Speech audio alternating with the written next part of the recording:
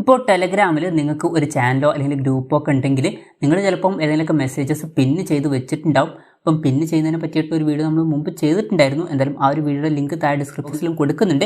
എന്തായാലും ഇതുപോലെ നിങ്ങൾ ഏതെങ്കിലുമൊക്കെ മെസ്സേജസ് പിന്ന് ചെയ്ത് വെച്ചിട്ടുണ്ടെങ്കിൽ അത് എങ്ങനെ അൺപിന്ന് ചെയ്യാം, അതുപോലെ തന്നെ ആ ഒരു ഓപ്ഷനെ എങ്ങനെ ഒഴിവാക്കാം എന്നുള്ളതിനെ കുറിച്ചിട്ടൊക്കെയാണ് ഈ ഒരു വീഡിയോയിൽ നമ്മൾ പറയാൻ പോകുന്നത്.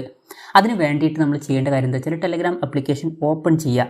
ഓപ്പൺ ചെയ്തതിന് ശേഷം ഏത് ഗ്രൂപ്പിൽ നിന്നാണോ അല്ലെങ്കിൽ ഏത് ചാനലിൽ നിന്നാണോ നിങ്ങൾക്ക് ആ ഒരു പിൻഡ് മെസ്സേജസ് ഒഴിവാക്കേണ്ടത് ആ ഒരു ഗ്രൂപ്പ് അല്ലാന്നുണ്ടെങ്കിൽ ചാനൽ സെലക്ട് ചെയ്യുക. പിന്നെ ഇമ്പോർട്ടൻ്റ് ആയിട്ട് ശ്രദ്ധിക്കേണ്ട ഒരു കാര്യം എന്താ വെച്ചാൽ നിങ്ങൾ ആ ഒരു ഗ്രൂപ്പിൻ്റെ അല്ലാന്നുണ്ടെങ്കിൽ ചാനലിൻ്റെ അഡ്മിൻ ആയിരിക്കണം. എന്നാൽ മാത്രമേ പിന്ന് ചെയ്തു വെച്ചിട്ടുള്ള മെസ്സേജസ് നിങ്ങൾക്ക് ഒഴിവാക്കാൻ പറ്റുള്ളൂ.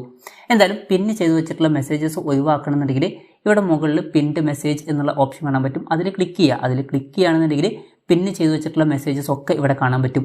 ഇപ്പം നിങ്ങൾക്ക് ഓരോരോ മെസ്സേജസ് ആയിട്ട് അൺപിൻ ചെയ്യണമെന്നുണ്ടെങ്കിൽ ഈ ഒരു മെസ്സേജിൽ ലോങ് പ്രസ് ചെയ്യുക. ലോങ് പ്രസ് ചെയ്യുകയാണെന്നുണ്ടെങ്കിൽ അൺപിൻ എന്നുള്ള ഓപ്ഷൻ കാണാൻ പറ്റും. അതിൽ ക്ലിക്ക് ചെയ്യുകയാണെന്നുണ്ടെങ്കിൽ ആ ഒരു മെസ്സേജ് മാത്രം അൺപിൻ ആവുന്നതായിരിക്കും. ഇനി എല്ലാ മെസ്സേജസും നിങ്ങൾക്ക് അൺപിൻ ചെയ്യണമെന്നുണ്ടെങ്കിൽ ഇവിടെ താഴെ അൺപിൻ ഓൾ മെസ്സേജസ് എന്നുള്ള ഓപ്ഷൻ കാണാൻ പറ്റും. അതിലങ്ങ് ക്ലിക്ക് ചെയ്താൽ എല്ലാ മെസ്സേജസും അൺപിൻ ആവുന്നതായിരിക്കും. ഇപ്പം ഇവിടെ മുകളിൽ നോക്കുകയാണെന്നുണ്ടെങ്കിൽ പിൻഡ് മെസ്സേജസ് ഉള്ളതായിട്ട് ഇവിടെ കാണുന്നില്ല.